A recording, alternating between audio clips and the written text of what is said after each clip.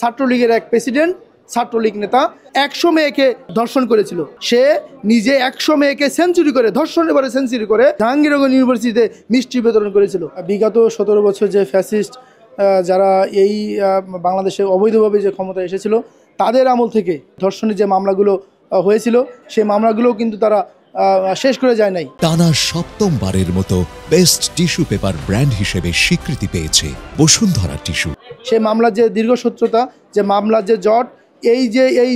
মানে জটের কারণে যে মনে করেন যে আপনার একটা আপনার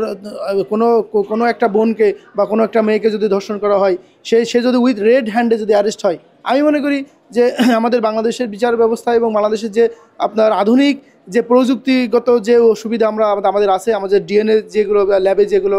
করা হয়, সেগুলো দ্রুত সময়ের ভিতরে আমি মনে করি যে একটা স্পিড ট্রায়াল যেটা বলে আমাদের সিআরপিসিতে বলাই আছে, এবং নারী ও শিশু নির্যাতন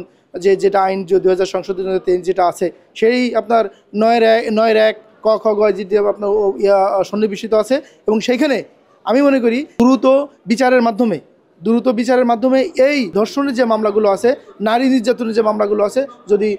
আপনার দ্রুত সময় শেষ করা হয়, তাহলে অপরাধীর কাছে এই মেসেজটা যাবে যে আমরা এক সময় শুনেছি যে অ্যাসিড ছুড়বেন তো মরবেন। এরকমভাবে যদি কোনো নারীর প্রতি নিপীড়ন করা হয়, যদি নারীকে কোনো ধর্ষণ করা হয়, তার কোনো রক্ষা নেই। এই জন্য এইভাবেই যদি আমরা যদি আমাদের বিচার ব্যবস্থাকে, আমাদের জুডিশিয়ারিকে এবং আমাদের যে আপনাদের প্রশাসন আছে, সবাই যদি সোচ্চার থাকে এই ধর্ষণের এগেনস্টে, তাহলে যে না ধর্ষণ করবেন তো মরবেন, এরকম একটা মেসেজ যদি আমরা জাতির সামনে তুলে ধরতে পারি, তাহলে আমি মনে করি যে ধর্ষণ কিছুটা হলেও কমবে। এবং মনে করি আপনারা জানেন যে এই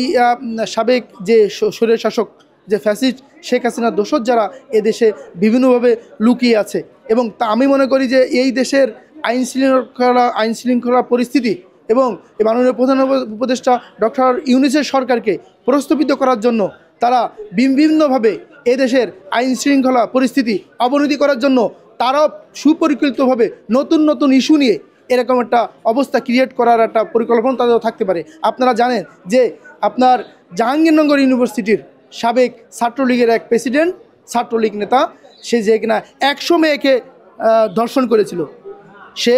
নিজে 100 মেয়েকে সেঞ্চুরি করে, ধর্ষণের পরে সেঞ্চুরি করে সে জাহাঙ্গীরনগর ইউনিভার্সিটিতে মিষ্টি বিতরণ করেছিল।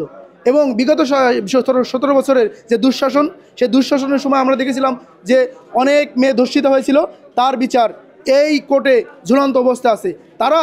সেই বিচার করে যায়নি বলেই, এবং তাদের যে দোসররা আছে তারা পরিকল্পিতভাবে এদেশের আইন শৃঙ্খলা যে পরিস্থিতি আছে, সেই পরিস্থিতি ঘোলাটে বাড়ানোর জন্য তারা এরা পরিকল্পিতভাবে এই পরিস্থিতি আপনার অস্বাভাবিক করার তারা সুযোগ হচ্ছে। আমি বাংলাদেশ সরকার এবং আইন শৃঙ্খলা রক্ষাকারী যে সদস্যরা আছেন এবং বিচার বিভাগে যারা আছেন, তাদের আমি সমন্বয়ে যাতে করে যদি একটা ঘটনা ঘটে, সেই ঘটনা দ্রুত সময়ে